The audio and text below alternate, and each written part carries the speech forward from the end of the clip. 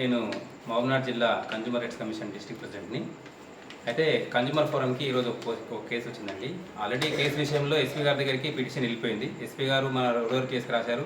SI గారితో discussion అయిపోయింది, అది సిఐ గారితో డిస్కషన్ అయిపోయింది. అయితే యాక్చువల్లీ కేసు వచ్చేసి ఏంటంటే మన మేస్త్రిని అని చెప్పేసి ఒక రవి అనే వ్యక్తి వచ్చేసి మా దగ్గరికి వచ్చిన బాధితురాల దగ్గర 24 లక్షల రూపాయల అమౌంట్ తీసుకున్నాడు. ఇల్లు కట్టిస్తానని చెప్పేసి 200 గజాల్లో ఇల్లు నిర్మాణం చేస్తానని చెప్పేసి అమౌంట్ తీసుకున్నాడు.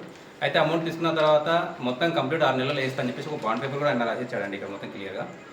దాంతోపాటుగా ఆ 24 లక్షల అమౌంట్తో దానికి ఇంటికి కావాల్సిన వసతులు, అదే ఎలక్ట్రికల్ సామాన్ కానీ సిమెంట్ కానీ మొత్తం దానికి సంబంధించిన ఏమంటారు సామాగ్రి అంతా మొత్తం తెచ్చేసి ఇల్లు కడతా అని చెప్పేసి మేము మబ్బి పెట్టేసేసి మధ్యలోనే ఇల్లు సగం కట్టేసేసి మధ్యలోనే వదిలేసి వెళ్ళిపోవడం కాకుండా దాంతోపాటుగా ఆయన తెచ్చిన సామాన్ ఏదైతే ఉందో సిమెంట్ బస్తాలు కానీ స్టీల్ కానీ ఎలక్ట్రికల్ వర్క్ సంబంధించిన సామాన్ కానీ ఆ సామాగ్రి మొత్తం మేడంకు ఏమంటారు మీకు బెదిరింపులతో చేసి నేను మళ్ళీ తెచ్చిస్తానమ్మా, తెచ్చి కంప్లీట్ చేస్తానని చెప్పేసి ఆమెను బెదిరింపులకు లోన్ చేసి ఆ సామాన్ మొత్తం తీసుకెళ్ళిపోయిన తర్వాత ఇంతవరకు మళ్ళీ ఈ మేడం గారి దగ్గరికి కనీసం కనుచూపు మేరకు కూడా కనిపించకుండా కాల్స్ కూడా రెస్పాన్స్ చేయకుండా ఉండేసరికి మేడం గారు ఎస్పీ గారి దగ్గరికి వెళ్ళేసి కేసు కుట్ర చేయమని చెప్పేసి ప్లాన్ చేస్తుంది.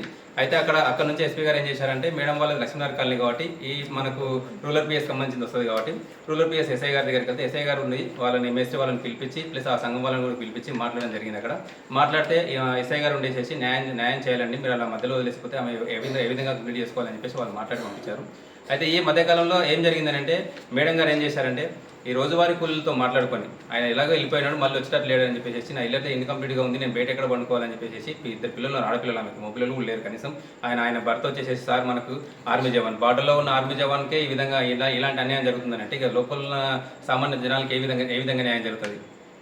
ఇది అయితే ఈ మేడం గారు ఏం చేశారంటే ఆ మధ్యలో ఆ పిఎస్ లా ఆ మధ్య కాలంలో ఏం చేశారంటే మేడం గారు రోజువారీ కూలీలను పిలిపించుకొని ఆమె ఏదైతే సగంలో వదిలేసిపోయిన ఇల్లు ఏదో మొత్తం నిర్మాణం చేసేసుకుంది. దాదాపుగా రోజువారీ కూలీలకి ఇంచుమించు ఒక 11-12 lakhs వరకు ఖర్చు వచ్చింది. దాంతోపాటుగా ఆయన ఏదైతే సగంలో వదిలేసిపోయిన మెటీరియల్ ఏదైతే ఉందో ఆ మెటీరియల్ అయితే ఇంతవరకు తెచ్చలేదు. ఆయన దాదాపు ఆ మెటీరియల్ కాస్ట్ ఇంచుమించు ఒక 8 లక్షలు చేంజ్ ఉంది. మేడం గారు అది లెక్కలు కూడా క్లియర్ చెప్తున్నాం నాకు. దాదాపు ఇది ఒక 12 లక్షలు, అదొక 8 లక్షలు. దాంతోపాటుగా మేడం గారు మా దగ్గరకు వచ్చి ఏమంటున్నారంటే మాకు న్యాయం చేయండి అని చెప్పేసి కన్జ్యూమర్ ఫోరంని సంప్రదించడం జరిగింది. మేము కూడా ఎస్ఐ గారి దగ్గరికి వెళ్ళేసి క్లియర్గా మాట్లాడాం, సార్ ఏంటి సార్ పరిస్థితి అని చెప్పేసి. ఎస్ఐ గారు కూడా మేస్త్రి గారిని పిలిపించి సో పరిస్థితి అండి సెటిల్మెంట్ చేసేసి మంచిగా మేడంకి న్యాయం చేద్దామని చెప్పేసి ఎస్ఐ గారు కూడా మాకు మంచి సూచనలు ఇచ్చారు, మంచి కోఆపరేషన్ చేశారనమాట. ఇదే విషయాన్ని మళ్ళీ రేపు మార్నింగ్ కన్జ్యూమర్ ఫోరంలో మేము మా కన్జ్యూమర్ తరఫు నుంచి నోటీస్ రవి గారికి పంపించేసేసి మేడం గారికి తగిన న్యాయం చేకూరుస్తామని హామీ ఇస్తున్నాం. మహబూబ్నగర్ జిల్లాలో ఇటువంటి ఎక్కువగా సమస్యలు ఉన్నాయి అంటే మీ యొక్క కన్జ్యూమర్ రైట్ కమిషన్ ఆధ్వర్యంలో ఎటువంటి కార్యక్రమాలు చేస్తారు, వాళ్ళకి ఏ విధంగా మీరు ఆదుకుంటారండి? ఓకే, అయితే కన్జ్యూమర్ ఫోరంలో మా దగ్గర ఏముంటుందంటే వినియోగదారులకు చిన్న విజ్ఞప్తి అండి. ఏంటంటే ఎక్కడ కూడా ఇంకా మన ఇక్కడ లక్ ఏంటంటే మేడం గారు మంచి బాండ్ రూపంలో మనకు ఒకటి ఎవిడెన్స్ ఇచ్చారు. అంటే ఇదే ఎవిడెన్స్ ప్రతి కన్జ్యూమర్ ఎనీ వినియోగదారు ఎవరైనా కూడా బాండ్ రూపంలో ఎవరితో నేను నాటే మేస్త్రి ఏమంటారు వీళ్ళతోనే కాకుండా ఏ వర్క్ అయినా కూడా రాతపూర్వకంగా వాళ్ళతో రాయించుకొని ఈ విధమైన బాండ్ మెయింటైన్ చేస్తూ పని కంప్లీట్ అయితే సంతోషం అండి. వినియోగదారులకు ఎలాంటి బాధలు లేవు. కాకపోతే ఇన్కంప్లీట్గా ఉండి వాళ్ళు వినియోగదారులను బెదిరించి చేసే ఉంటే చూడండి, వాళ్ళు ఎక్కడికి పోతారండి? పిఎస్కి పోతారు. పిఎస్కి పోయినప్పుడు ఏమవుతుంది? పలుకుబడి ఉపయోగించుకొని వాళ్ళు చేసే పనులు వేరే ఉంటాయి.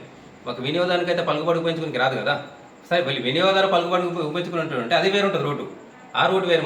ఆ రూట్లో మళ్ళీ వాళ్ళు సంపాదించుకోవచ్చు, రిటర్న్ తీసుకోవచ్చు, అది వేరు. కానీ వినియోగదారుడు ఆ రూట్ లేనప్పుడు వాళ్ళు బెదిరించి తీసుకుపోయిన తర్వాత వినియోగదారుడు ఏ విధంగా తీసుకోవాలి? నష్టపోయినట్టే కదా. అయితే నేను వినియోగదారునికి ఇచ్చే సూచన ఏంటంటే నా తరఫు నుంచి ఉమ్మడి జిల్లా మొత్తానికి వినియోగదారుడు ఖచ్చితంగా రాతపూర్వకంగా ఏ పనినైనా పర్లేదు ఒప్పందపూర్వకంగా రాసుకునేటప్పుడు క్లియర్గా రాసుకోండి. అమౌంట్ ఎంత ఇస్తున్నారు, ఎంతో ఒప్పుకున్నారు, ఏ డేట్ వరకు కంప్లీట్ చేస్తున్నారు అనేది ఒక ఒప్పంద పత్రం అనేది క్లియర్గా రాసుకోవాలని మా యొక్క విన్నపం అండి.